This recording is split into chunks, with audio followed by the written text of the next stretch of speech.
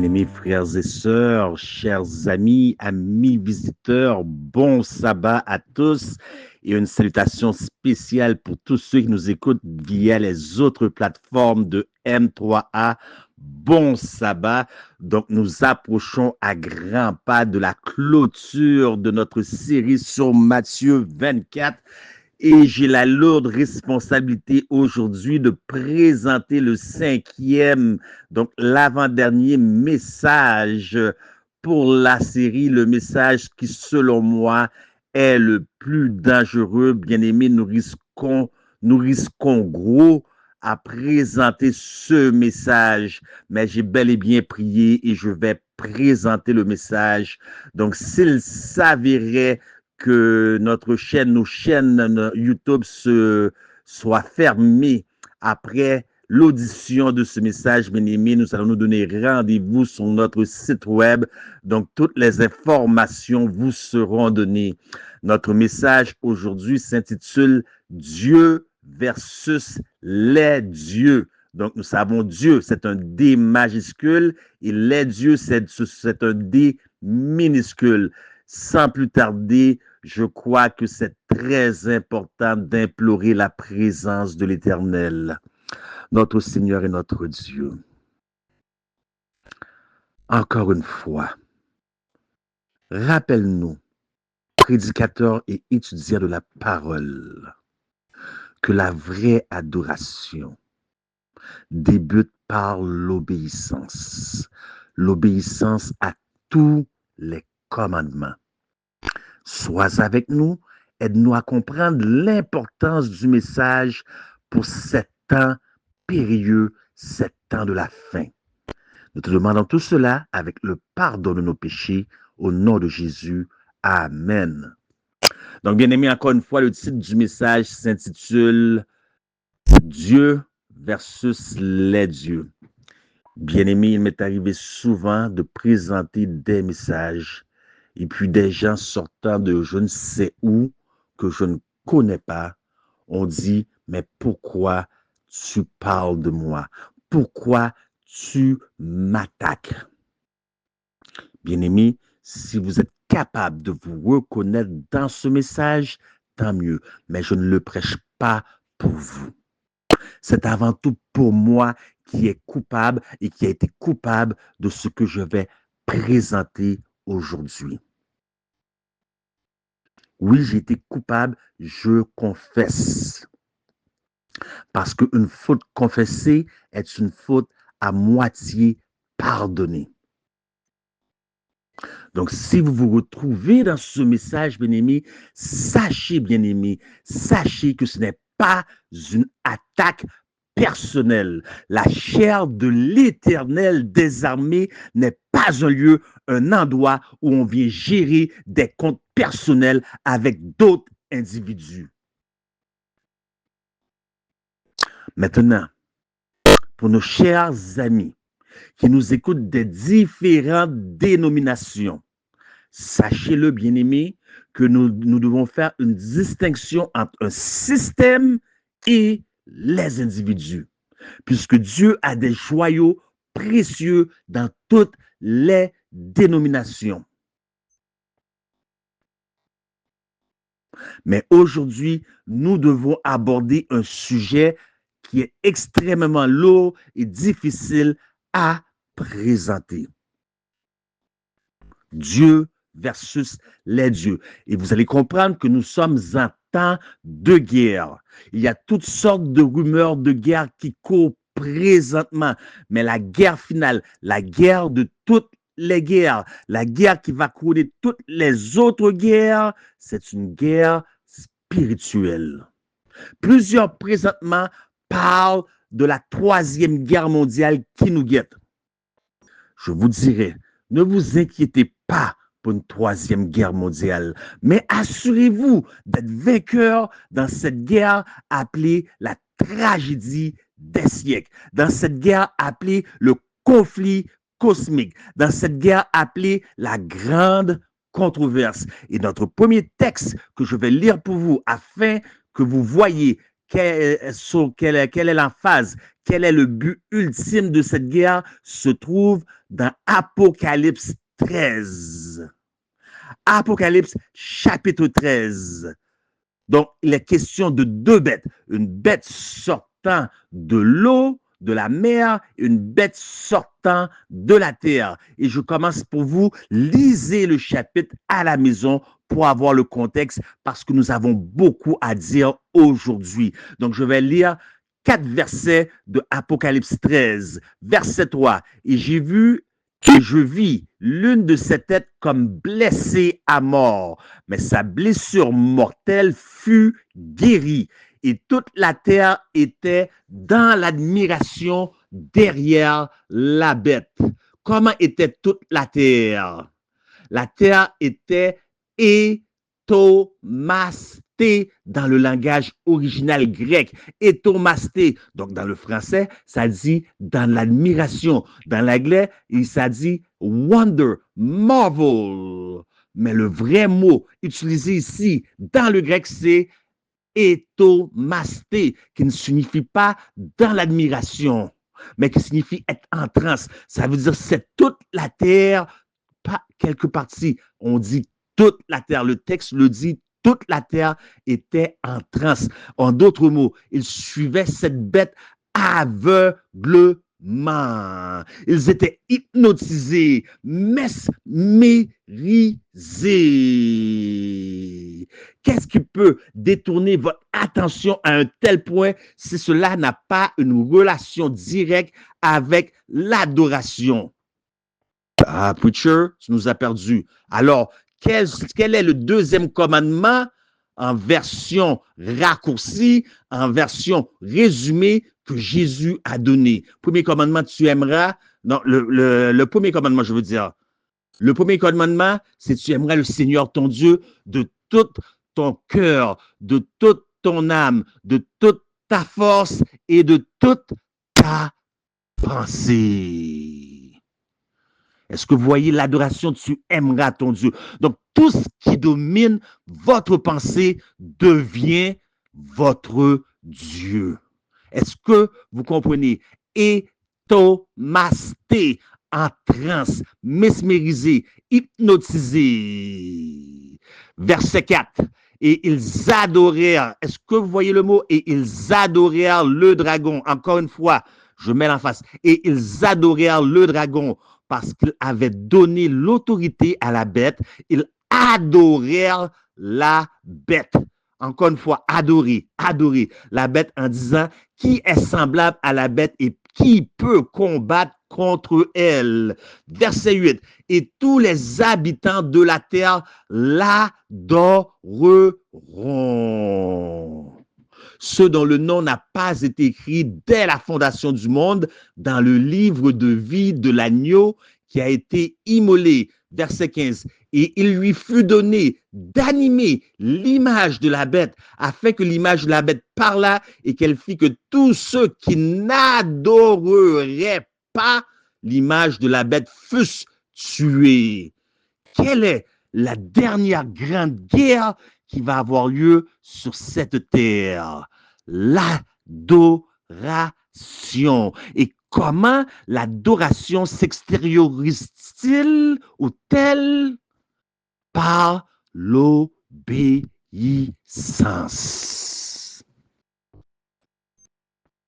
Maintenant, allons direct dans notre texte, trouvé dans Matthieu 24, chapitre 24. Chapitre 24, verset 24. Car il s'élèvera de faux Christ, c'est-à-dire de faux sauveurs. Je ne vais pas porter l'accent, beaucoup d'accent sur de faux Christ présentement. Je vais porter l'accent sur la seconde partie. Car il s'élèvera de faux Christ et de faux prophètes. Pour l'instant, je vais porter l'accent plus sur de faux prophètes.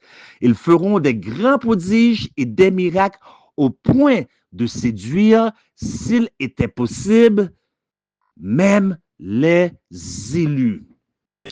Comment feront-ils cela? De grands prodiges. Donc, acte 10, 38 nous dit, acte 10, 38 nous dit que Jésus allait ça et là. Donc, je le dis de mémoire parce que c'est gratuit, c'est un bonus, c'est même pas dans mes notes. Jésus allait ça et là, délivrant tous ceux qui étaient sous l'emprise du diable. En d'autres mots, le diable a mis une chaîne à enchaîner certaines personnes. Il va retirer ces chaînes pour faire croire à des miracles. Et toute la terre sera séduite.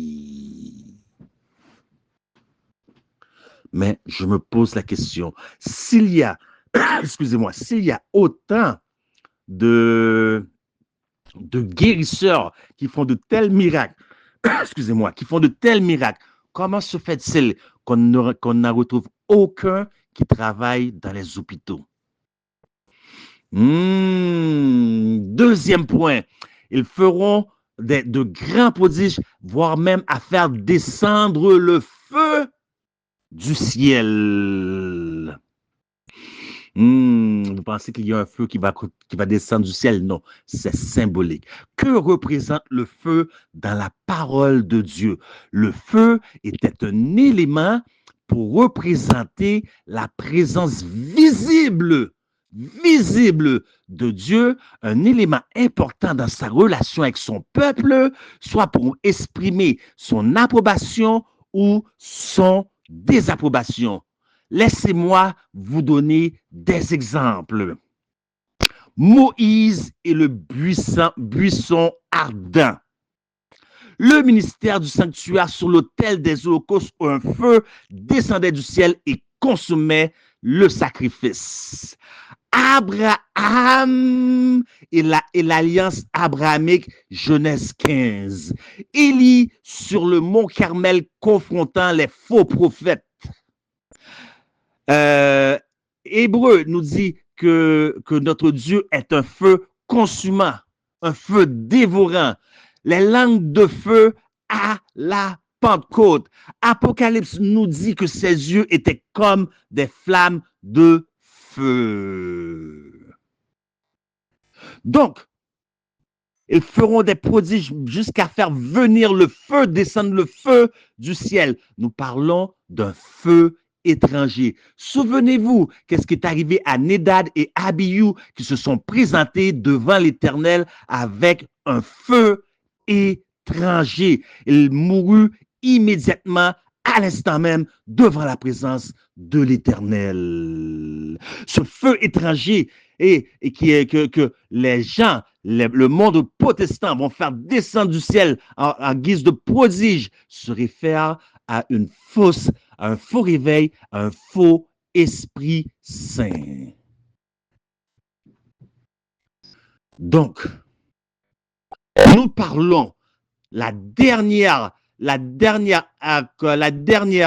je peux dire ça, le dernier aspect à la fin du monde va se référer à l'adoration. Donc, il y avait, comme je vous dis, il y avait de faux prophètes. Un prophète, c'est le porte-parole de Dieu. Donc, il y avait des prophètes qui n'étaient pas envoyés.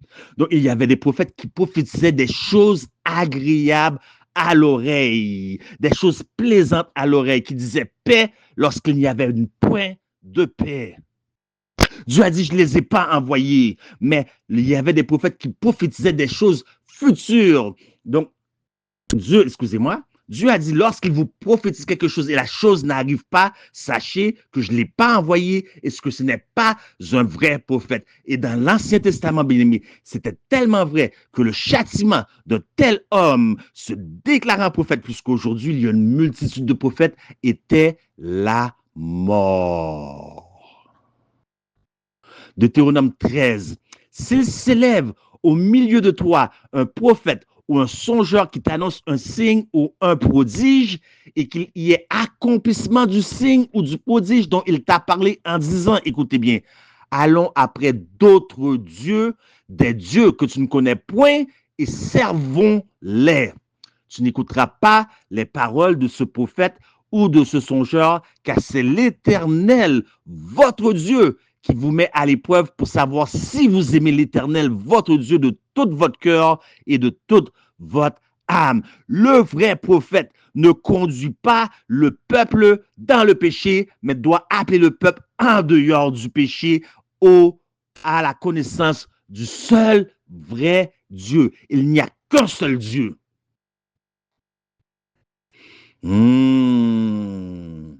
Bien-aimé, vous vous posez la question, pourquoi ai-je dit que nous risquons gros dans nos chaînes YouTube? Restez avec moi, bien-aimé. Je vous promets, restez avec moi. Ce message va faire couler beaucoup d'encre. C'est un message qui va être percutant et bouleversé. Je ne fais que me réchauffer et poser les fondements. Ne manquez absolument rien. Soyez attentifs, soyez de toute oreille. Parce que lorsque le prophète amenait à servir d'autres dieux, parce qu'il disait quelque chose qui allait arriver, et c'est arrivé, il a gagné la confiance de toutes les gens dans le but de les tromper plus devant pour qu'il aille servir d'autres dieux. Et Dieu dit, il n'y aura pas d'autres dieux devant ma face. Il n'y a qu'un seul Dieu. Ésaïe 45, versets 4, 5 et 6 nous dit, « Pour l'amour de mon serviteur Jacob et d'Israël, mon élu, je t'ai appelé par ton nom, je t'ai parlé avec bienveillance afin que tu me connaisses. Je suis l'Éternel. » Vous voyez, il dit tout de suite en entrée de jeu qui il est parce qu'il ne joue pas. Et je suis l'Éternel et il n'y en a point d'autre.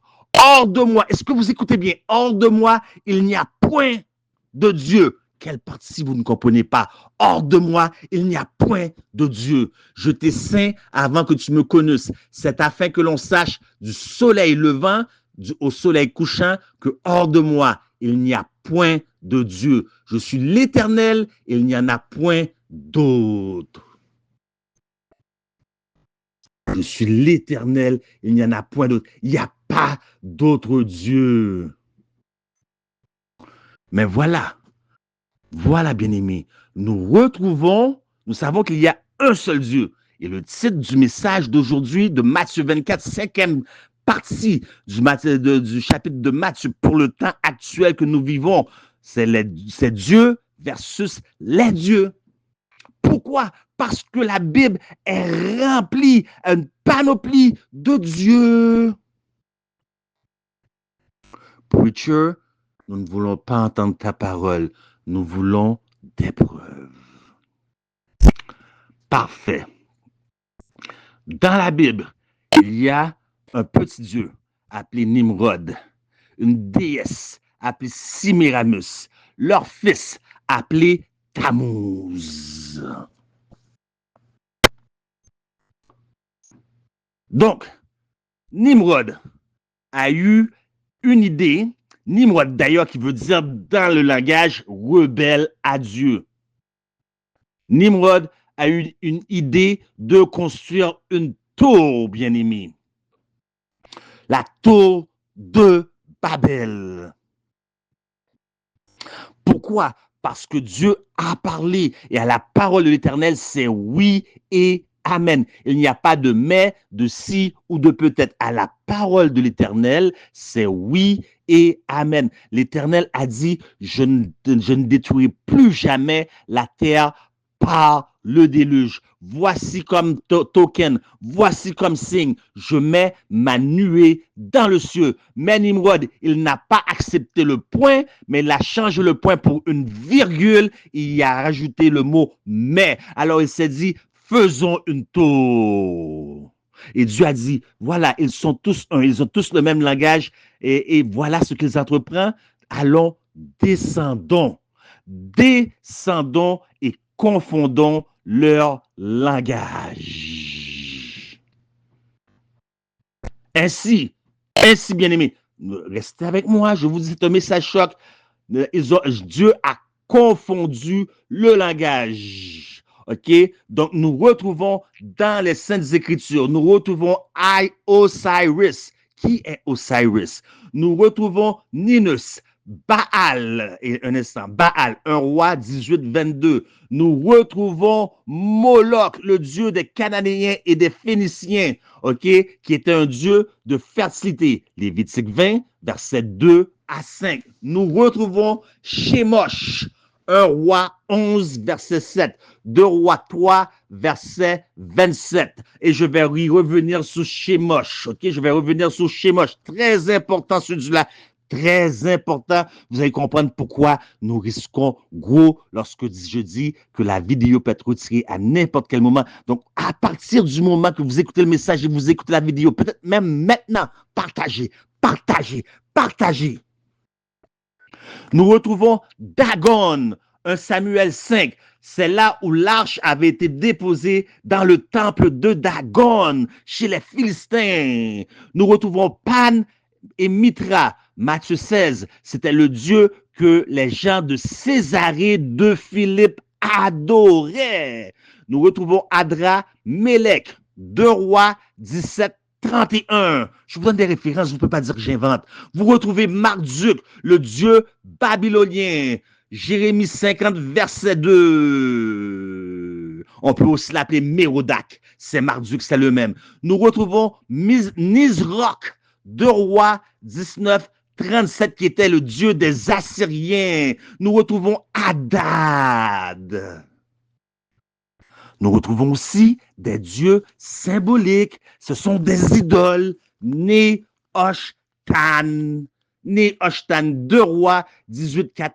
Parce que le peuple s'est rebellé contre Moïse et s'est mis dans la rébellion. Alors Dieu, dans sa colère, il a fait venir des serpents, fiery serpent, et les serpents les mordaient. Il y avait une infestation, une pandémie de serpents. Les gens ne savaient pas quoi faire. Ils se faisaient mordre, ils mouraient, ils tombaient comme des mouches.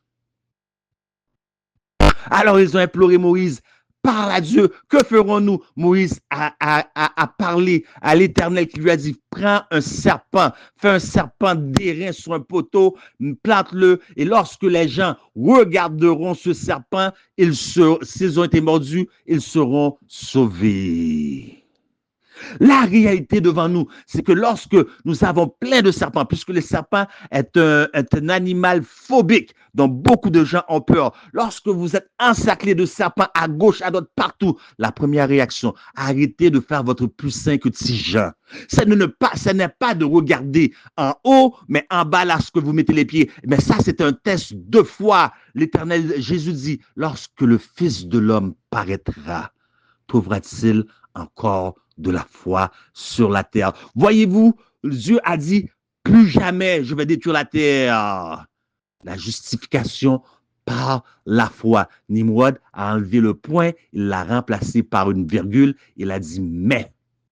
Il s'est battu une tour pour se faire un nom. La justification par les œuvres.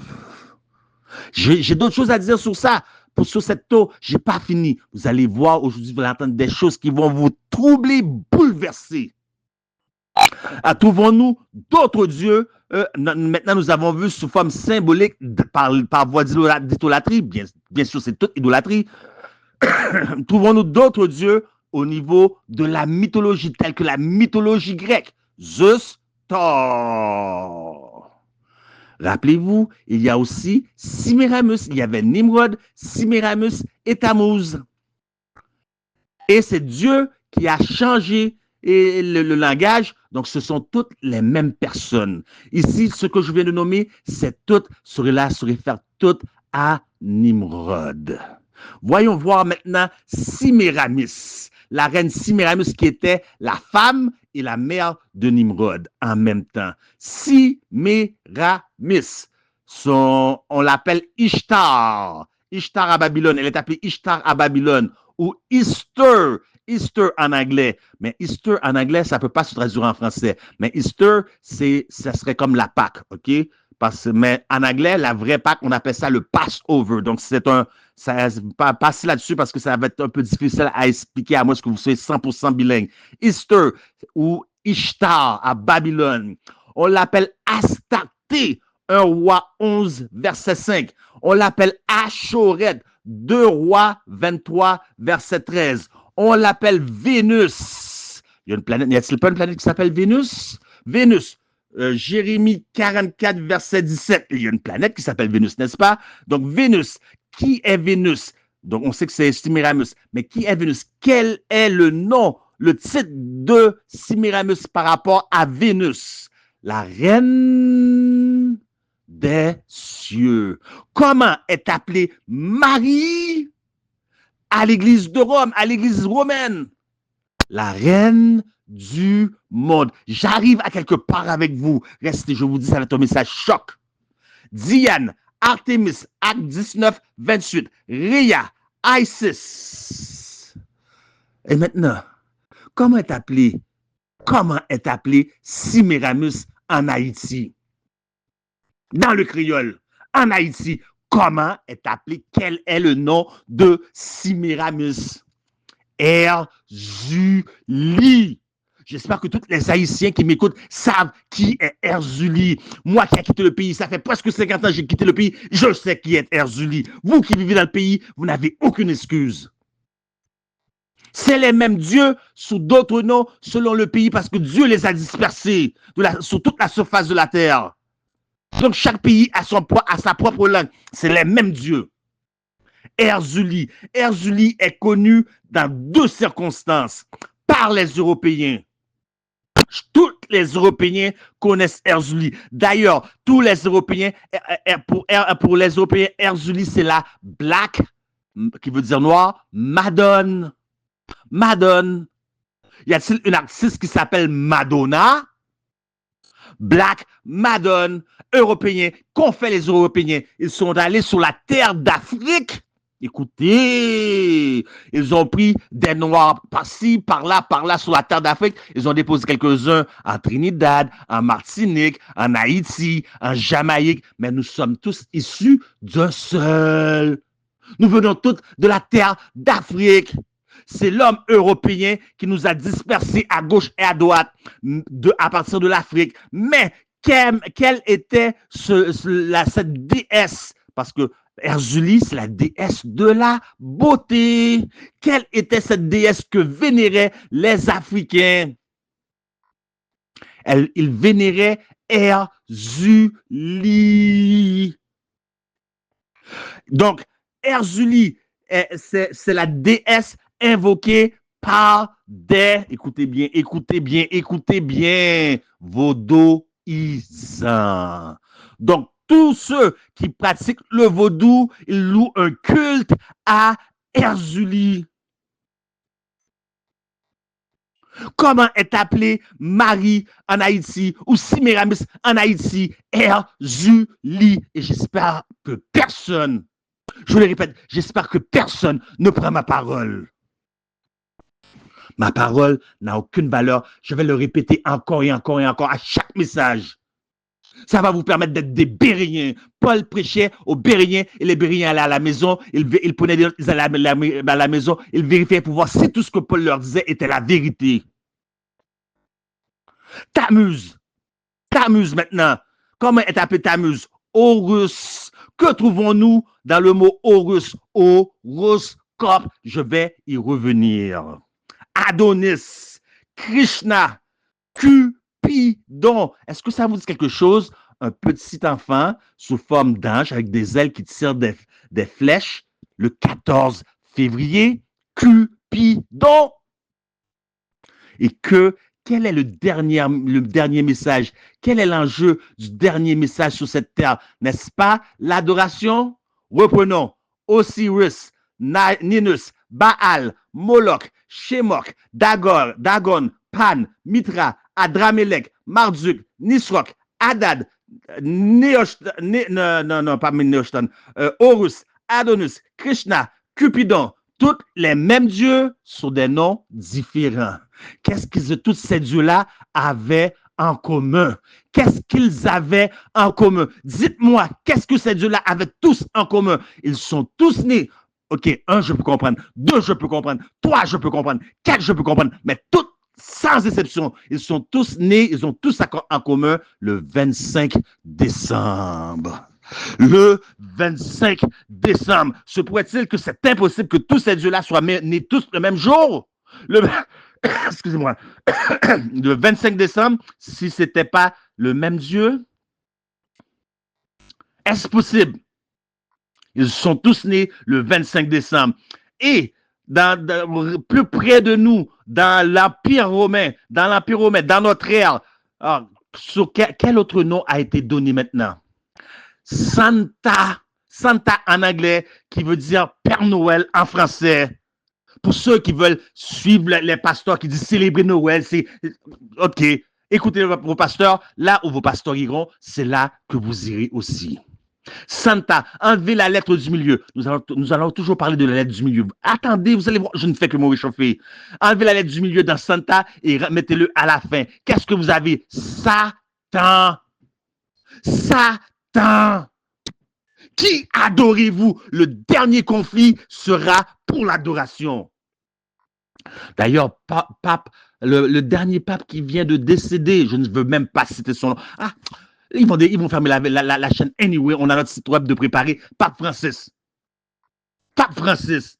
Il a dit, vous adorez Noël, vous honorez Janus le 1er janvier, vous honorez la fête des mères, la fête des pères, vous honorez la Pâque, vous honorez si, bienvenue, vous êtes des fidèles catholiques. Continuez, vous qui parlez sans connaître, ouvrant la bouche, exposant votre propre ignorance au monde entier. Continuez. Continuez.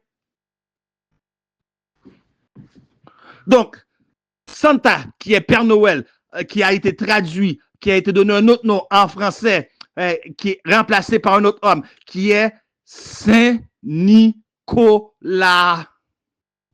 Chantez la chanson du Père Noël. Ne le chantez pas juste dans votre tête. Imaginez les mots qui viennent dans cette chanson.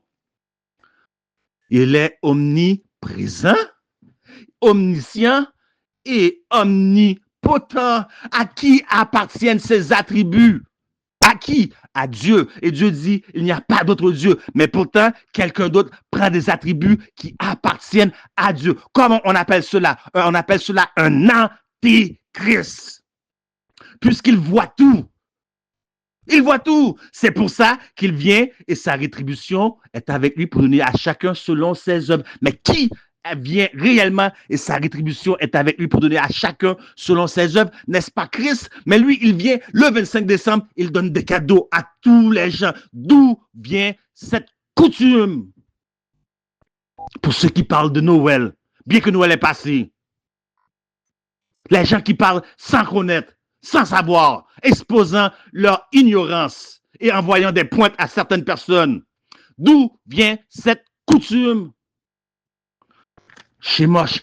Avons-nous parlé de Chémosh, du dieu Chémosh? Nous avons dit que c'est tous les mêmes dieux sous des noms différents. Avons-nous parlé du dieu Chémosh?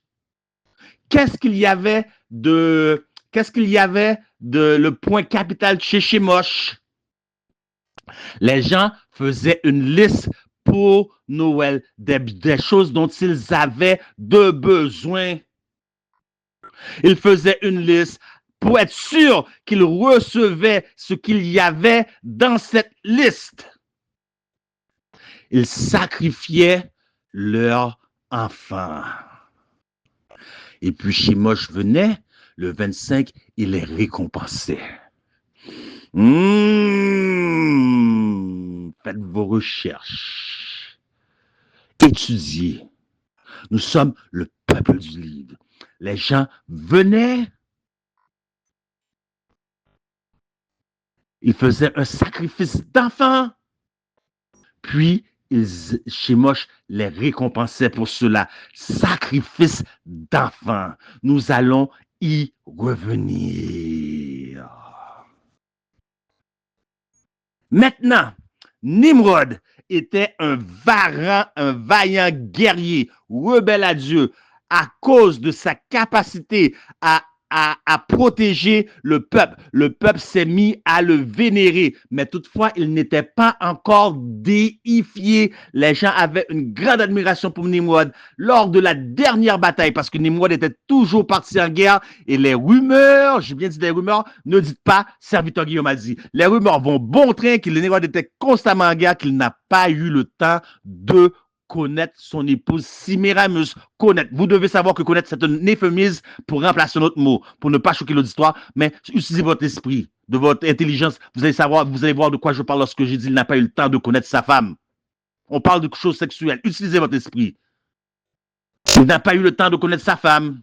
Donc, ce qui fait de sa femme, si elle a un enfant qui s'appelle Sémiramis, ce qui fait de sa femme une vierge, la naissance vierge, puisqu'elle n'a pas connu, elle n'a pas connu son mari. Elle a donné naissance tout en étant vierge. Attendez, je ne fais que me réchauffer. Vous allez comprendre pourquoi le message est difficile et qu'on risque de la retirer. OK? Elle a donné naissance à Tammuz.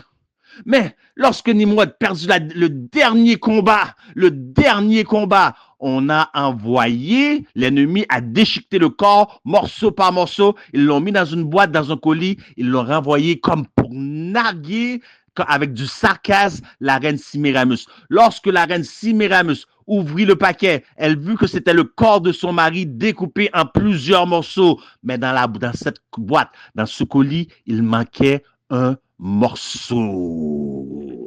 Un seul morceau manquait. Quel était le morceau qui manquait? L'organe reproductrice masculin. Nous avons parlé de Moloch. Le dieu cananéen et phénicien, c'était quelle sorte de dieu? Un dieu responsable pour la fertilité, adoré pour la fertilité. Mais nous savons que ce sont tous les mêmes dieux. Qui est les mêmes dieux? Parce qu'ils ont juste changé de nom. Ils sont tous nés le 25. Le dieu de fertilité. Donc, Sémiramis, elle a pris le corps de Nimrod, elle l'a jeté dans la rivière. Lorsque les gens ne voyaient plus Nimrod pendant plusieurs temps, ils se posaient des questions. Ils allaient voir la reine Sémiramis. Mais Sémiramis, où est Nimrod? Sémiramis a dit, Nimrod est monté au soleil. Donc, le soleil a cessé d'être vénéré. Le soleil a commencé à déifier sous le nom de Baal. C'est encore Nimrod. C'est encore Nimrod. Juste pour vous dire comment on change les noms. Lorsque Constantin rentra dans la chrétienté pour attirer les païens, il prit ces mêmes dieux païens. Nous avons vu que Sémiramis, c'est Vénus, reine des cieux. Il prit, et nous avons vu que Horus, qui signifie horoscope, je vais revenir, ça, ce qui se réfère à des as dans les cieux. Donc, il prit la statue de Jupiter et changea le nom. Il prit une statue païenne, il changea le nom, il l'appela Saint-Pierre. Les gens viennent, ils embrassent la main et les pieds de Saint-Pierre, sans savoir que c'est la statue de Jupiter. Maintenant, revenons parce que je suis en train de me réchauffer. Je ne fais que poser des fondements.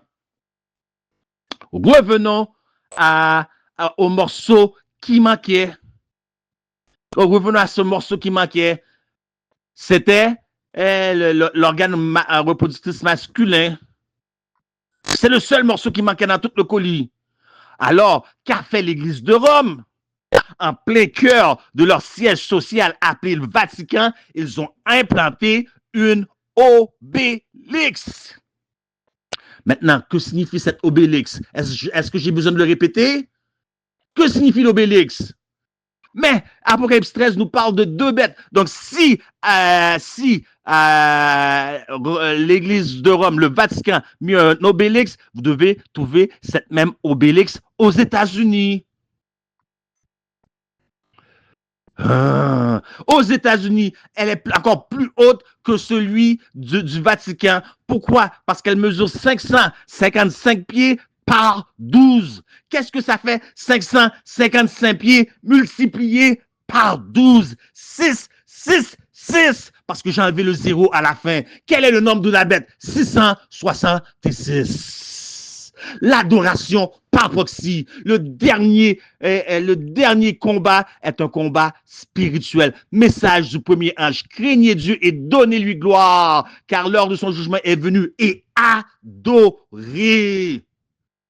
Vous devez savoir qui vous adorez, parce que vous pouvez adorer le bonjour, mais le mauvais Dieu, tel que j'ai vu dans l'église adventiste que je suis allé cette année, célébrant Noël.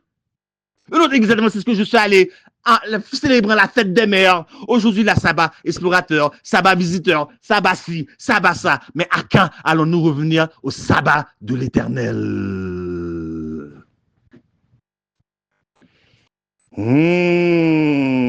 Matthieu 24, un message pour le temps actuel. J'ai pas fini.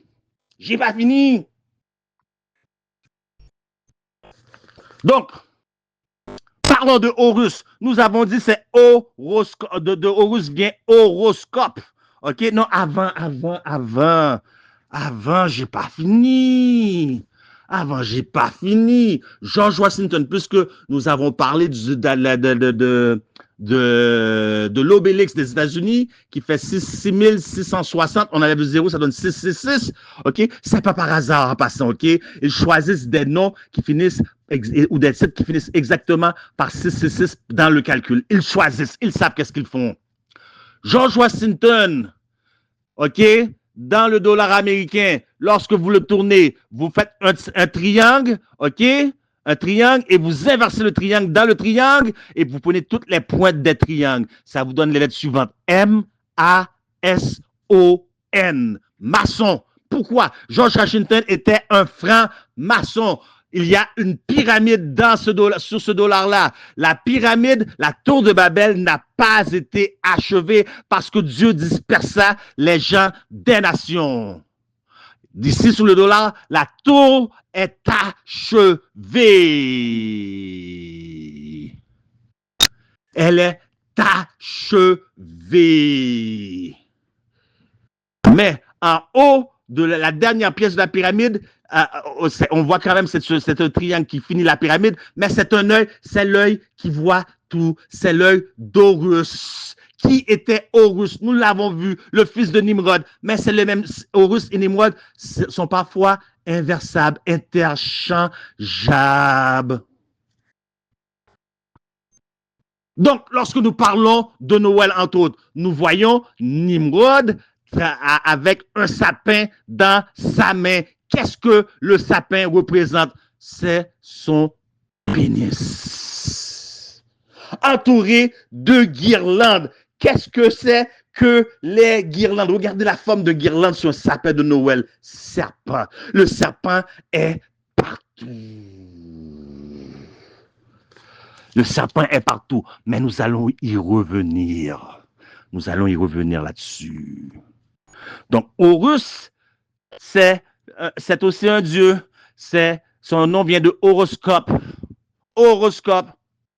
Donc, y a-t-il une nation dans ce bas monde, peut-être pas aujourd'hui, qui était une nation qui vénérait les astres? Est-ce cette nation-là? La nation de Babylone. Babel devient quoi? Babel est devenu Babylone. Babylone consacrait un jour pour chaque as. Le lundi à la Lune, le mardi à Mars, le mercredi à Mercure, le jeudi à Jupiter, le vendredi à Vénus, le samedi à Saturne, le dimanche, en anglais sun qui veut dire soleil, Sunday, le jour du soleil. En allemand, Sonntag, le jour du soleil. Ils étaient adorateurs d'as. Horus, j'arrive, restez avec moi. Donc, Horus, qui est le dieu qui se réfère aux as, et chaque jour est consacré à un as. Mais à Babylone, on retrouve aussi 36 petits dieux.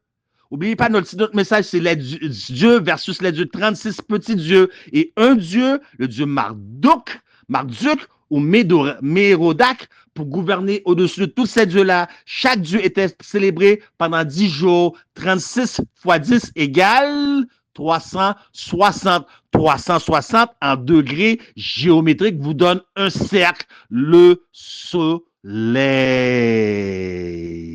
36 dieux, faites 1 plus 2 plus 3 plus 4 plus 5 plus 6 plus 7 jusqu'à 36, ça vous donne 666. Qu'est-ce que cela fait de Babylone? Une nation comment? Une nation, puisqu'il y a plusieurs dieux, c'est le free for all. Ça donne une nation œcuménique. Trouvons-nous une puissance aujourd'hui qui est comme similaire à Babylone, avec la même puissance œcuménique? Babylone la Grande. Alors, confirmons certains points. Horus, qui est horoscope, est-ce que nous trouvons un dieu qui est un dieu croissant, puisqu'il y avait le dieu de la lune? Chaque jour est consacré à un as. La lune n'est pas toujours ronde, des fois elle est croissante. Trouvons-nous un dieu croissant? Création de l'Église catholique. Demandez à Roberto Riviera. L'islam.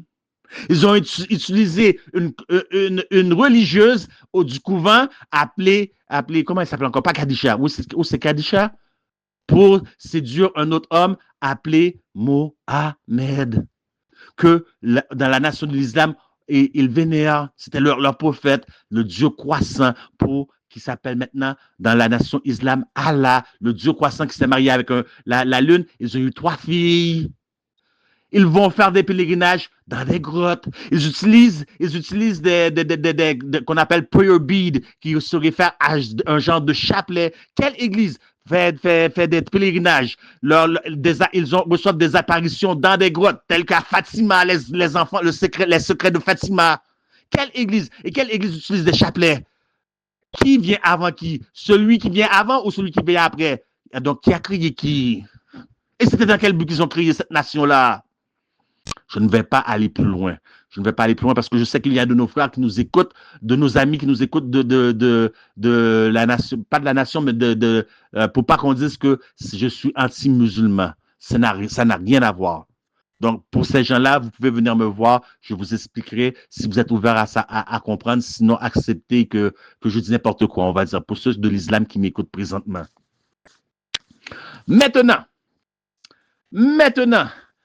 nous avons vu que Nimrod est monté au soleil. Donc, Semiramis a été mis enceinte par les rayons du soleil.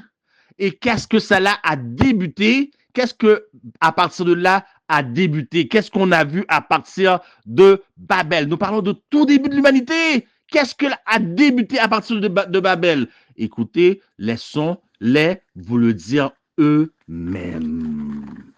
Alexander Hislop, Les 2 Babylone, page 51. Je lis verbatim, après je vais traduire pour pas que personne dise que j'ai rajouté des mots dans le milieu pour changer le sens. The Trinity got its start in ancient Babylon with Nimrod, Tammuz, and Semiramis. Semiramis demanded worship for both her son, her husband, and as well as herself. She claimed that the son was both the father and the son. Yes, he was the first divine incomprehensive Trinity. La Trinité, bien-aimé, la Trinité trouve ses débuts dans l'ancienne Babylone avec Nimrod, Tammuz et Semiramis. Semiramis demanda l'adoration pour son mari et son fils. Elle affirme que son fils était à la fois son mari, comme je l'ai dit. Et c'était, oui, en effet, la première Trinité incompréhensible divine. Les 2 Babylone, Alexander Hislop, page 51. Dans l'Église de Rome, dans l'Église romaine, il y a 2 doctrines. Ils connaissent la Trinité étant Père, Fils et Saint-Esprit. Ça, ce sont pour les gens de la petite sphère, des gens innocents comme j'ai été. Mais pour les initiés, les hauts placés de la hiérarchie, il s'agit de Père, Mère, Fils. Est-ce que vous voyez la séduction, bien-aimés?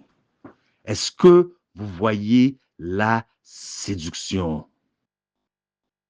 Maintenant, bien-aimés, si vous croyez que le message se réfère juste à ça, à plusieurs dieux, puisque le message, le dernier conflit qui va se dérouler sur la terre, porte sur l'adoration telle que nous l'avons vue dans l'Apocalypse chapitre 13. Donc, si vous croyez que tous ces dieux que je viens de citer sur d'autres noms, mais qui sont tous nés le 25 décembre, c'est dégoûtant, c'est abominable. Donc, vous n'avez encore rien vu. Il existe un autre Dieu plus terrible que cela. Un autre Dieu que même, je crois, Lucifer lui-même faites 2 pas de recul pour les laisser libre cours de faire leurs actions. Est-ce que vous savez quel est cet autre Dieu? Donc, bien-aimés, nous prenons une pause. Je me permets de prendre une pause, de sorte que vous vous mettez debout, vous vous étirez. OK? Nous ne sommes pas dans un sanctuaire. We don't play church at M3 Medical Missionary. Étirez-vous. OK? Et nous revenons immédiatement dans 5 minutes.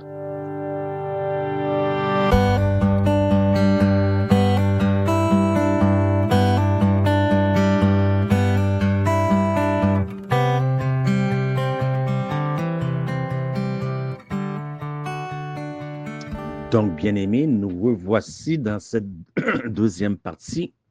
Je n'aurais pas pensé que le message serait aussi long, mais considérant le temps que nous vivons, bien-aimés, nous n'allons pas considérer le temps aujourd'hui. S'il faut que je le fasse en 2 parties, qu'il en soit ainsi, mais nous n'allons pas considérer le temps. C'est un message pour le temps actuel, Matthieu 24. Donc, vous allez comprendre. Donc, nous nous sommes laissés sur la question de la Trinité. Donc, nous nous sommes laissés sur la puissance œcuménique de Babylone.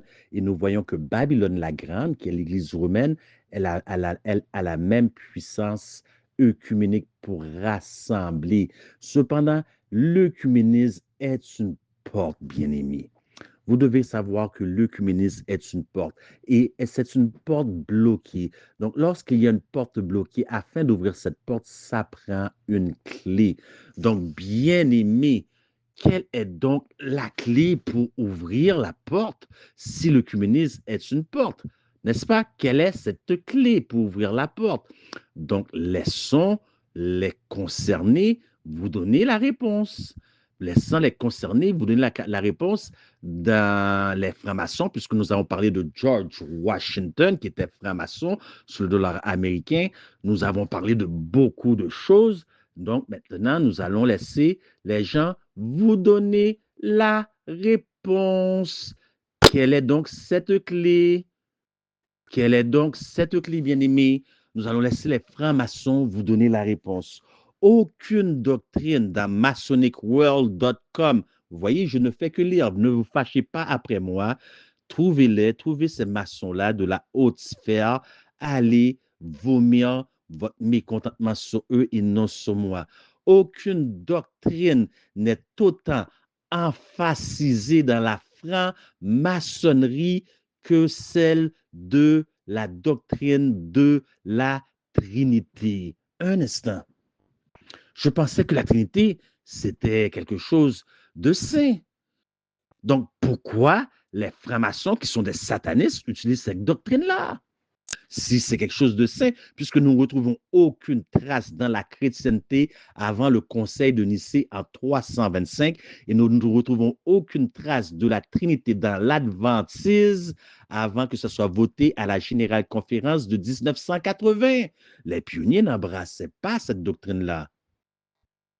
Donc, certains vont dire, oui, l'embrasser. Non, peu importe le texte que vous voulez me donner, je peux le contredire avec les textes de la Bible et des pionniers. Et peu importe le texte d'un des pionniers que vous voulez apporter, je peux le contredire en vous donnant le contexte et en vous donnant un autre texte. Donc, ça ne fait pas partie de la chrétienté. Elle a son origine à l'ancienne Babylone, comme nous l'avons vu par Alexandre Hislop dans le livre des 2 Babylone, qui nous révèle, qui nous relate les faits. OK? Donc, les francs-maçons qui sont des satanistes, pour ceux qui ne le savaient pas, ils utilisent cela. Allons voir maintenant de Catholic Manuals, de Catholic Handbook, OK, page 11. Ils nous disent exactement la même chose. La Trinité est le point central de la foi catholique. Tous les enseignements et d'autres doctrines sont basés sur elle. De Catholic Handbook, page 11. Je ne fais que lire. La Trinité. Et elle vous dit qu'ils ont pris toute leur doctrine de Babylone. Je ne fais que lire. C'est pas moi. Laissez un peu les pasteurs, laissez un peu la majorité. Au temps de Noé, la majorité était perdue. Laissez étudier pour vous-même. Un bon livre que je peux vous référer, c'est Le fondement de notre foi, 160 ans de Christologie, qui va vous expliquer toutes les vraies doctrines des vrais adventistes du 7e jour. Nous avons parlé dans la première partie, OK, de Moloch, le dieu cananéen phénicien, qui est un dieu de fertilité. Nous avons parlé du dieu Shemok, sacrifice d'enfants. Le sacrifice d'enfants est partout, est partout. Mais aussi Moloch ou Baal, au temps de Sodome et Gomorrhe, il y avait un principe, un culte spécial exercé dans le temple. C'est un culte qui se faisait dans le temple jusqu'à ce que ça aille dans la ville. Parce que les gens ont pris plaisir à ça dans le temple. C'était pour un culte sacré à des faux dieux, mais ils ont pris plaisir. Non, je ne peux même pas dire sacré, parce que le sacré est juste pour le vrai Dieu. Un culte pour les faux dieux dans le temple, ce culte impliquait le commerce de jeunes prostituées, femmes majeures, mais avec de jeunes prostituées mâles mineurs dans le temple. Donc, qu'est-ce qu'il y avait dans le temple comme culte voué à Moloch et Baal? L'homo, vous connaissez le reste, où deux barbes se rencontrent. C'était des orgies très abominables, où on trouvait femmes avec femmes et hommes avec hommes. Donc, lorsqu'ils ont passé toutes les prostituées femmes et toutes les prostituées et mineurs jeunes garçons, ils voulaient de la chair fraîche, ils allaient dans la ville normale. Et ils trouvaient d'autres personnes. Mais pendant qu'ils faisaient ce culte-là, pendant qu'ils se faisaient ce culte-là, ils prenaient plaisir, homme avec homme, de sorte qu'ils ont sorti qu'est-ce qui était derrière porte close pour l'amener dans la ville au complet, que ça devienne la norme, homme avec homme, tandis qu'avant, c'était utilisé juste comme forme de symbole de culte, d'adoration. Et Dieu a dit, ça n'est fait. Ça n'est fait. Il a envoyé le feu pour détruire Sodome et Gomorrhe pour servir d'exemple à toutes les autres nations. Donc, il y avait culte. Et dans ce culte, ça impliquait prostituées mâles, mineurs. Nous avons vu qu'il y avait sacrifice d'enfants aussi. Trouvons-nous cela aujourd'hui dans les temps modernes? Parce que nous voulons arriver à quel est ce Dieu qui est aussi pire que tous ces petits dieux-là, OK, qui est moderne, que même Lucifer prend un pas de recul, puisque celui qui imite le bien n'atteint jamais le regard, les yeux de celui qui contemple. Mais celui qui imite le mal dépasse toujours l'exemple reçu. Donc Lucifer prend ses reculs, il dit, j'ai plus besoin, ils n'ont plus besoin de moi. Ils sont devenus meilleurs que moi. Quel est ce petit Dieu? Nous allons y venir, nous allons y voir plus devant. Mais continuons encore dans l'histoire de sacrifice d'enfants, puisque ça faisait partie du culte. Trouvons-nous cela aujourd'hui? En effet, elle est bien, belle et bien présente de nos jours. L'adoration de faux dieux. Parce que Dieu a dit, je suis l'Éternel, il n'y en a pas d'autre. Hors de moi, il n'y a point de Dieu. Mais l'obéissance, l'adoration se fait, s'extériorise par l'obéissance.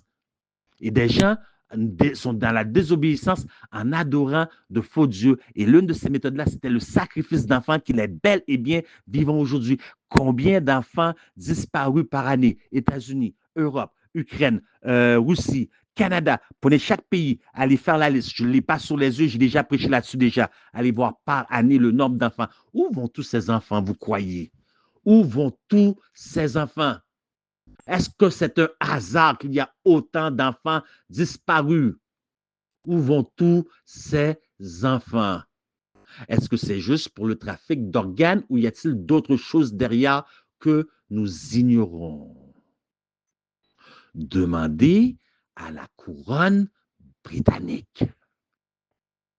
La couronne britannique. Ah, bien-aimé, le réchauffement est fini là. Rentrons dans les choses sérieuses. Demandez à la couronne britannique. Et avant de demander à la couronne britannique, vous devez savoir que les médias les ont couverts de gloire, de sorte que personne ne peut voir les abominations et les malpropretés commises. Je donne les références immédiatement, de sorte que personne ne dise il parle hors de son chapeau. David Icke, CNN. Est-ce que c'est bien connu, CNN, de par le monde, ce canal de nouvelles? CNN. Est-ce que c'est bien connu? Qui nous reporte, qui nous relate l'affaire?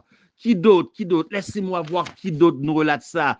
The Mirror, New York Post, The Independent, Metro, Alternative News, Collective Edition, King Cora, King Cora Scandale, le livre, Inquiry. Est-ce que je suis assez crédible maintenant? Demandons à la famille royale. Donc, qu'est-ce qui se passait? Il y a une personne, une dame appelée Ghislaine Maxwell. Qui était Ghislaine Maxwell? L'épouse de Epstein. Comment il s'appelle encore là? Epstein. Parce que j'ai Epstein-Barr virus dans la tête là. Epstein. En tout cas, il a une île, lui, Epstein, OK? Ghislaine, c'était la meilleure amie du prince Andrew. Une des amies du prince Charles. Une des amies de Jimmy Savile. Savile ou Savili. Voilà qui était Ghislaine. OK? Et qu'est-ce qu'il y avait sur cette île-là? L'île, il y avait des mineurs. Il y avait des cultes, des orgies. Est-ce que vous voyez comment c'est? Maintenant, cela se passe dans les palais royaux. Dans le palais royal, Buckingham Palace. Il y avait culte satanique, des rituels sataniques où l'on buvait le sang de ces enfants qui avaient été sacrifiés. Après avoir été violés, ils disparaissaient et personne n'osait couvrir l'histoire. D'ailleurs, en 1964, au Canada même, en Colombie-Britannique, le prince Philippe et la reine Elisa, OK? Vous connaissez le reste, ça finit par bête, OK? Sont venus au Canada. Ils ont été dans une école aboriginale des Premières Nations. Ils ont pris 10 enfants, les ont apportés avec eux. Ces enfants ne sont plus jamais retournés à cette école. Ces enfants ont complètement disparu.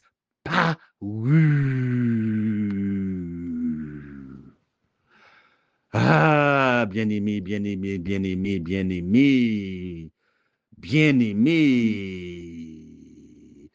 Le 1er janvier 2012, ils ont trouvé sur le terrain de la reine Elisa, vous comprenez le reste, le corps d'un enfant. C'est un passant avec son chien. Ils ont appelé les services et personne n'ont été capable de couvrir l'histoire. Ils ont une partie de l'histoire. Personne n'a été capable de le couvrir au complet. Pourquoi? Parce que c'est un pays, et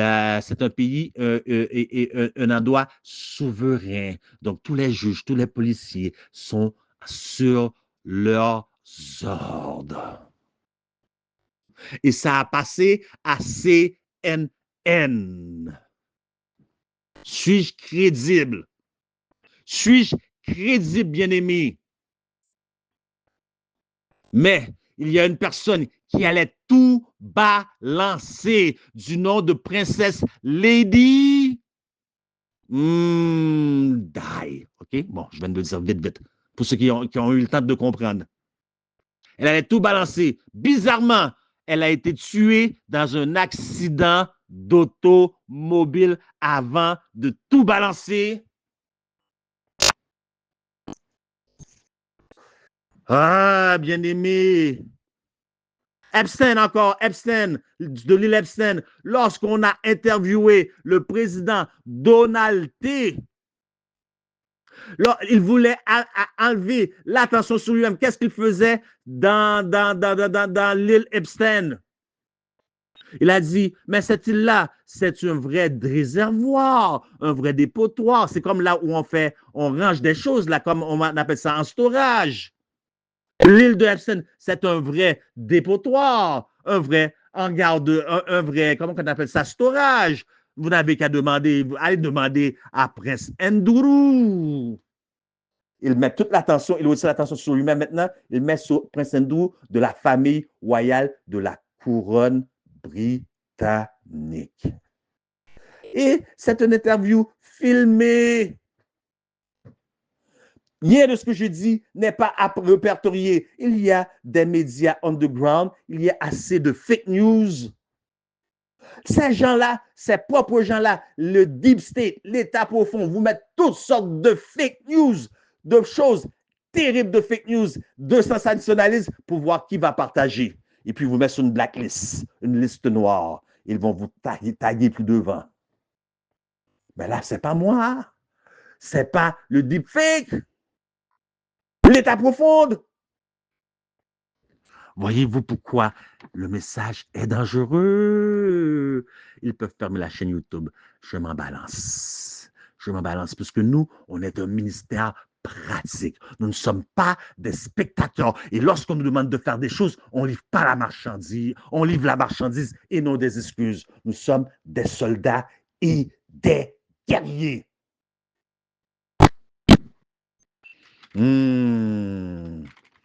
Maintenant, il y a pire que ça. Nous avons parlé d'un autre Dieu, que même Lucifer lui-même prend le recul.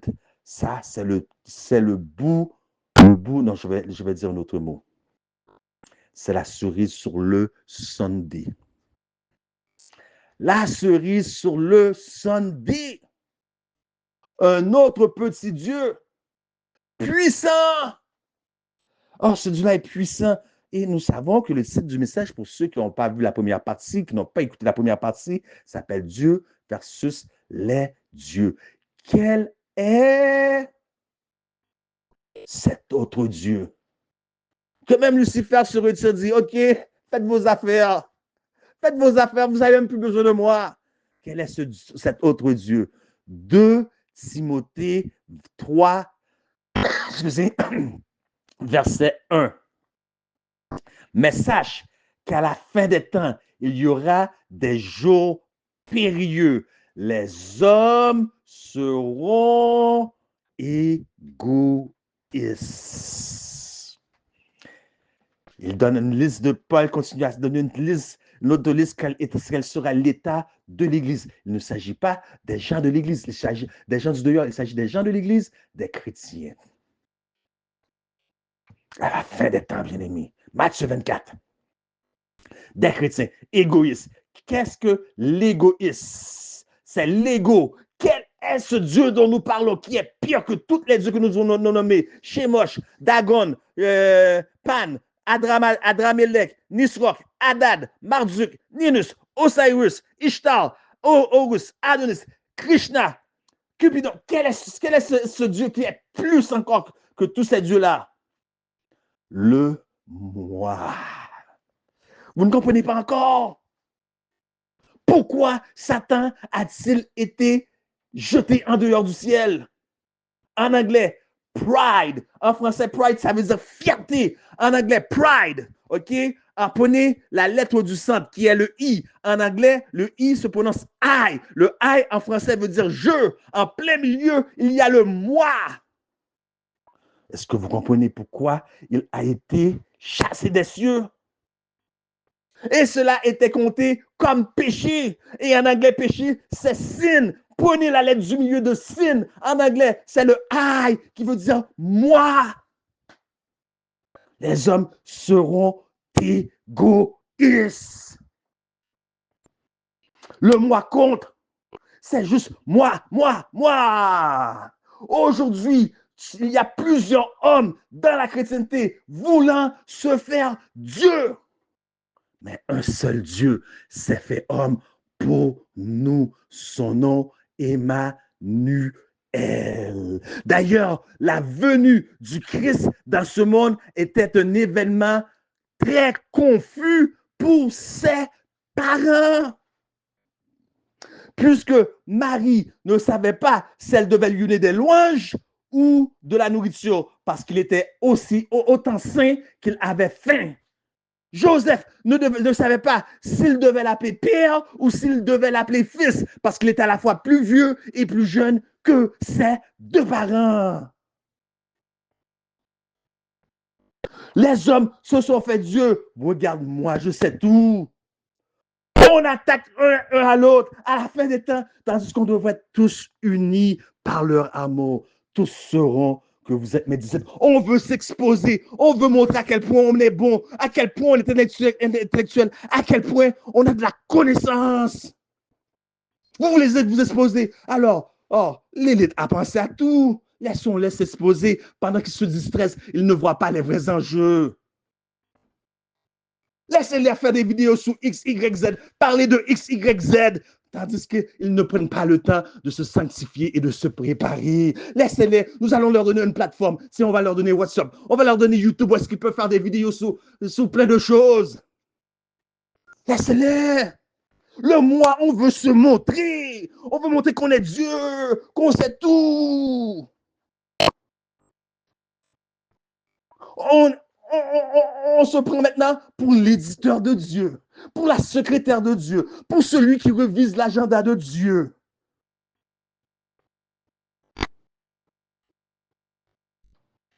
J'ai passé par là. Je comprends. Voilà pourquoi le message n'est pas condamnatoire. Voilà pourquoi, à l'entrée de jeu, j'ai dit j'ai été coupable de cela moi aussi. La distraction. Le péché a le pouvoir de nous faire grossir, de nous enfler et de faire rapetisser Dieu. Sin puffs us up and make God shrink. That's what sin does. Et Dieu dit, tu n'auras pas d'autre Dieu devant ma face. On se fait des images taillées de notre propre connaissance, de notre propre intellectualité. C'est notre image taillée devant laquelle on se baisse. À la fin des temps, les hommes se prendront tous pour des dieux. J'avais dit, vous êtes tous des dieux, cependant, vous mourrez comme des hommes.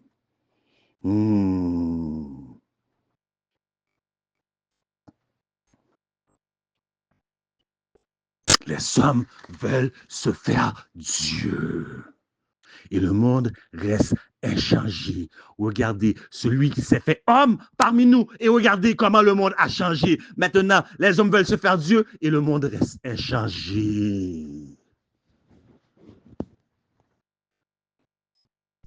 À la fin des temps, il y aura des faux Christ. D'ailleurs, Donald Trump a dit, je vais sauver le monde, sauf que je n'ai pas besoin d'une stupide croix pour le faire. C'est pas pour rien que Donald Trump a posté dans ses pages, dans ses réseaux sociaux, une statue à l'image, à l'instar de la statue des Nebuchadnezzar à Gaza, toute en or, un post qu'il a créé à partir de l'intelligence artificielle, l'IA. Devant la Maison Blanche même, il y a une autre statue de Donald Trump tenant en or, tenant une pièce de monnaie de Bitcoin. Bitcoin. Les hommes veulent se faire Dieu. Ils savent tout. Ils veulent corriger tout le monde, reprendre tout le monde, tout en étant ignorants eux-mêmes. Et parfois, c'est en envoyant des pointes qu'ils le font. Comme si la chair était un lieu pour gérer des problèmes personnels. Ils envoient des pointes et ils sont assez stupides. Pourquoi? À la personne qu'ils envoient des pointes, que cette personne-là ne voit rien et que cette personne-là ne comprend pas. C'est le cas d'un des frères. Allez sur sa chaîne YouTube. C'est toujours les mêmes 4 personnes ciblées. Une fois, ça passe. 2 fois, ça passe. 3 fois, ça passe. 4 fois, on va étirer. Ça passe. Mais après 5 fois, je me dis, oh, ok, je ne suis pas stupide. Il y a quelque chose de personnel entre lui et ces 4 personnes-là. Je ne cite pas son nom. Je ne cite pas son nom. Plusieurs d'entre vous le connaissent. Un fameux prédicateur de la vérité présente aux États-Unis. C'est toujours les mêmes 4 personnes qu'il vise. Là, je dis, mais c'est personnel. C'est personnel. Il utilise un sermon pour attaquer les gens, comme si on est assez imbécile qu'on ne voit pas qu'est-ce qu'il fait. On envoie des pointes, on envoie par forme de sermon pour attaquer les gens, parce qu'on se fait Dieu.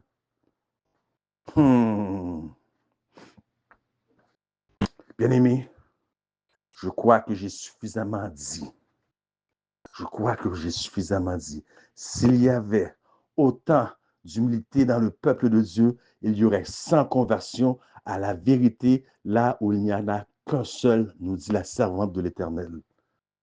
On sait tout, on pense qu'on sait tout, on ouvre la bouche pour exposer notre propre ignorance, on parle sans savoir. Lorsqu'on veut répondre à quelqu'un, on lui laisse une vidéo pour dire, regarde, tu avais tort, hein?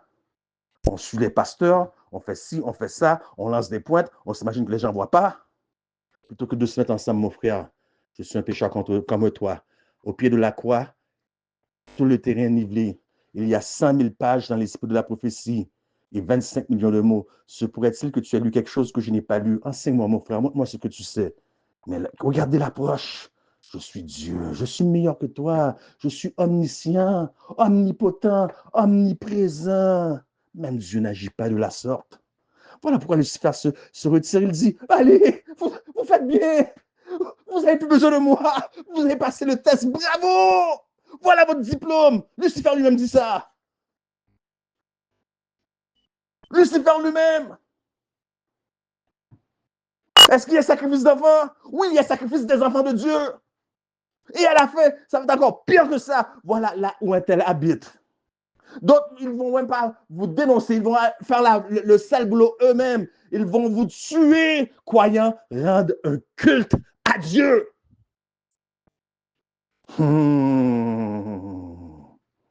On est végétarien. Prenons le végétarisme. Bravo. Je suis végétarien, mais je mange la chair sur le dos de mon frère. Country living. Rendons les autres qui ne sont pas partis coupables. Tandis que vous n'auriez pas fini de fuir les grandes villes que viendra Jésus-Christ. Au Canada, toutes les terres appartiennent à la couronne britannique. Bonne chance si vous ne changez pas de pays par hasard. Et même si vous ne changez pas de pays, vous pensez que vous n'êtes pas trouvable? Personne est caché sous cette terre. Les seules personnes qui sont cachées, ce sont ceux qui sont cachés sous l'ombre du Tout-Puissant. Somme 91. Ah, vous ne savez pas? Vous ne saviez pas? Vous ne savez pas? Parce que vous pensez que l'ennemi, l'élite est stupide, l'élite est imbécile? Alors, un pasteur a fait, comment on appelle ça, un séminaire pour la croissance d'église. Plusieurs dénominations y sont allées. Plusieurs dénominations y sont allées. Donc, qu'est-ce que la conférence générale a fait? Il a envoyé des délégués. À la fin des séminaires, c'était la période de questions. Un homme a levé la main. Juste par la question, le présentateur savait que c'était un adventiste du 7e jour. Qu'est-ce qu'il a dit? Il a dit, retourne chez toi, lis et étudie tes livres. Qu'est-ce que cela signifie? Ça veut dire que tout ce qu'il sait, tout ce qu'il est en train d'enseigner, il est en train d'enseigner à partir de nos écritures à nous. Un Babylonien. À partir de nos écritures à nous. Retourne et étudie tes livres. Et vous pensez que l'ennemi n'a pas utilisé tous les livres sous Country Living? Vous savez, tout ce qui se passe dans ce monde présentement n'a qu'un seul but, viser les adventistes du 7e jour. Continuez à dormir. Continuez à penser que vous êtes en sécurité, en paix. Et dites paix et sûreté. Continuez. Celui qui demeure à l'abri du Très-Haut, sous l'ombre du Très-Haut, repose à l'ombre du Tout-Puissant. Country living, caractère. Vous faites travailler votre caractère. Vous apprenez la patience parce que vous devez attendre après la terre. Vous plantez, vous ne pouvez rien faire. Vous devez attendre après que la terre donne son fruit. Ça vous apprend la patience. Ça forme votre caractère. Ça forme votre esprit. On est envahi de tabloïds dans les magasins, d'air qui est impur. On est envahi par toutes sortes de mots dans ce bas monde. Ça forme votre caractère. Parce que vous ne pouvez rien apporter au ciel que votre caractère. Il doit transformer journalièrement ici-bas le rôle du country living pour ceux qui veulent faire peur aux gens. Voilà le message qui est devenu le country living. Caractère. Parce qu'il y aura-t-il des gens dans la ville qui vont être sauvés? Je ne sais pas. Je ne sais pas, je ne suis pas Dieu. Je ne suis pas Dieu. Mais je peux vous dire que certainement qu'il y aura des gens dans le country living qui vont aller bouler en affaires. Preach the truth, but preach it in love.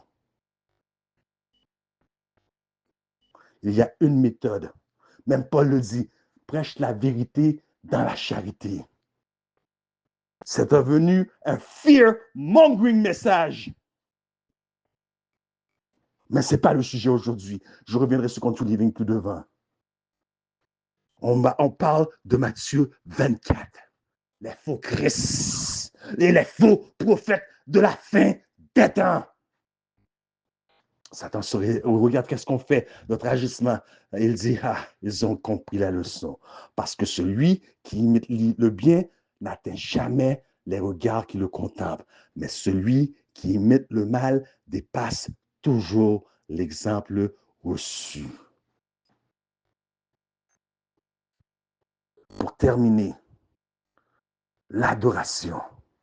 Puisque nous sommes un groupe missionnaire médical, les petits dieux. Parce que Dieu dit, c'est moi l'Éternel, il n'y en a point d'autre que moi. C'est soit Dieu ou les petits dieux. Lequel allez-vous adorer? On est un groupe missionnaire médical. Nous avons vu que par voie d'idolâtrie, le serpent que Moïse éleva est devenu plus le symbole de la délivrance, mais a été idolâtré par le peuple. Il est devenu Nehushtan. Nehushtan. Laissez-moi encore vous donner la référence. 2 Rois 18:4. Le serpent est partout. La coupe d'Agé, the cup of Haggai. Qu'est-ce qu'il y a en haut de la coupe qui montre? Un serpent. Et c'est l'emblème médical. L'emblème des pharmacies. L'ONU. Un serpent sur une pôle. Service ambulancier. Un serpent. Un serpent. ONU, un serpent. Service ambulancier, un serpent. Quoi d'autre? Service médical, un serpent. Ambulance, un serpent. Qui est le serpent? Apocalypse 12. Où sont le peuple du livre? Qui est le serpent? Paracelsus. Lorsqu'on vous dit, éloignez-vous de ces gens-là, éloignez-vous du système allopathique, de médecine allopathique. Non. Non. J'ai essayé son truc, ça n'a pas fonctionné après 2 semaines. Mais combien d'années que tu as détruit ton corps? 30, 40, 50, 60 ans dans ton ignorance et tu veux qu'un remède guérit, qu'une plante guérit? Premièrement, si ça n'a pas fonctionné, est-ce que c'est moi qui t'ai mis dans cet état-là? Est-ce que c'est moi qui t'ai dit de te mettre dans cet état-là? C'est moi qui t'ai dit de détruire ton corps dans ton ignorance? Et tu viens mettre le blâme? Le message doit être pointilleux. Nous sommes arrivés à un temps où le message doit être décisif. Et comme ça n'a pas marché après 2 semaines, 3 semaines, 1 mois, sur 50 ans que vous avez détruit votre corps, le temple de l'Éternel, on va voir les Babyloniens. On va aller voir Big Pharma. On va aller voir les médecins de la communauté allopathique. Hum, Tu n'auras pas d'autre Dieu devant ma face. Qui sont ces gens-là? Qui sont ces gens-là? Le serpent moderne, Néhushtan moderne. Que dit Dieu? Et que dit le message du premier ange? Et adorer, crains Dieu et donnez-lui gloire et adorer celui qui a fait la terre, les eaux, les sources d'eau. Adorer. Le dernier conflit, c'est sur l'adoration. Mais on va aller voir Big Pharma, l'idolâtrie. L'idolâtrie, tandis que vous savez très bien. Vous savez très bien. Vous savez très bien. La majorité des maladies sont causées par, oui, dans l'esprit. Bon, un autre facteur, le manque d'acide dans l'estomac. L'acide hydrochlorine. Voilà qu'est-ce que ça fait. Vous avez une multitude, une panoplie, plus d'une vingtaine de panoplies de maladies et de maux et de symptômes juste à cause de ça. Alors, beaucoup de gens, sauf de cela, au lieu de prendre un peu de sel celtique, ils vont aller voir le docteur. Ils vont leur prescrire des médicaments qui n'ont même pas rapport avec ce problème-là.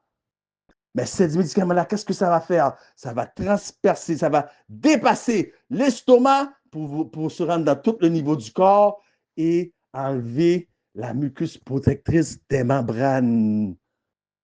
Des membranes. Pourquoi? Ça va aggraver le cas du manque d'acide dans l'estomac.